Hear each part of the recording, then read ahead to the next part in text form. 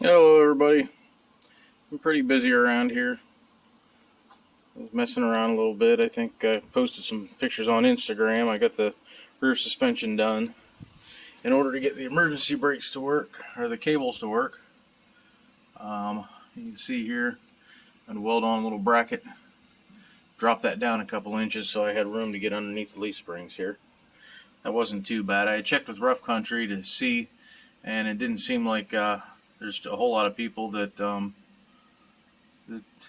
do anything about the parking brake after they put in a lift. But I may be putting a 4-speed in this at some point, so if I do, I want to make sure I can set the parking brake. Disassembled everything over here. We got new axle joints in there. I think from an earlier video you might recall the slot that we had in there. I don't have any hubs in it right now, so I can't really turn it with the rotor, but that's all nice and tight now. We got things cleaned up and painted, put new inner and outer bearings in, upper and lower ball joints.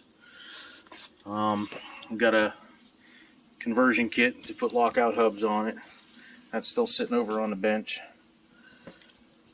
You can see this is where we ripped it down to over here. Thanks to all the other YouTubers that have posted videos on how to work on these, because it's been quite a few years since I've had one this far down. We're going to come over here and clean this up before we do any reassembly. I forgot about that. We got new brake lines, or brake hoses I guess, calipers over on the shelf.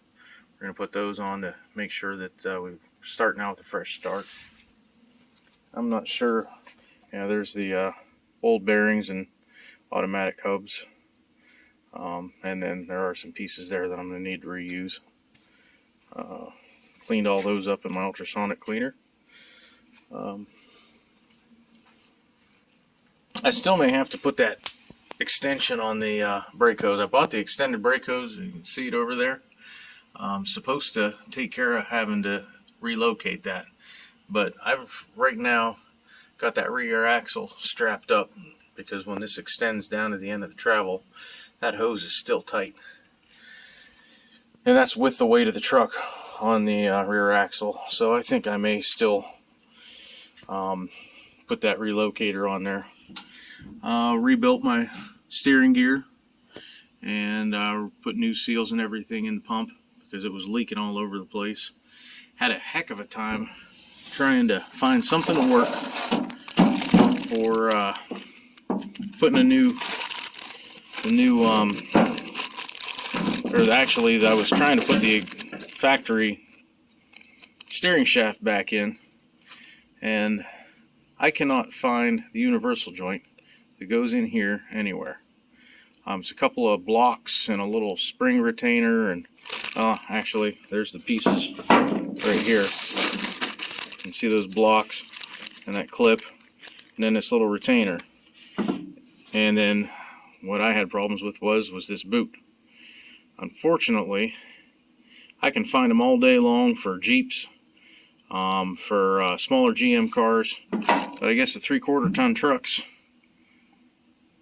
you can see that seal is not even close to being big enough.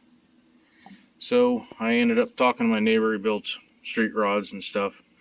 Asked him what he thought I should do, and he had recommended just going with a piece of double D and an adapter to get it down to the rag joint. It's a collapsible shaft, so it's collision protected, and then putting a universal joint in.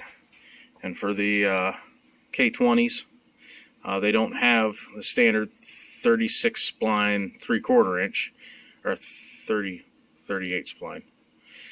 They have a 46 spline 1 inch. So I ended up having to buy 2 universals, but this is going to be what ends up replacing that. And honestly, it's a more rigid looking construction, so I think we're going to be all right. But what we're doing for tonight is we're reassembling things. I got things painted up and cleaned.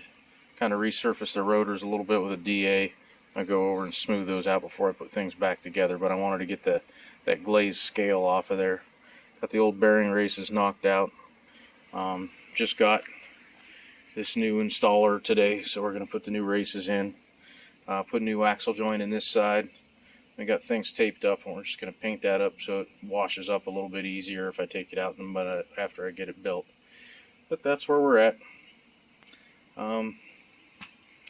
The 66 is still sitting over there. It runs and drives. Figured out the turn signal problem.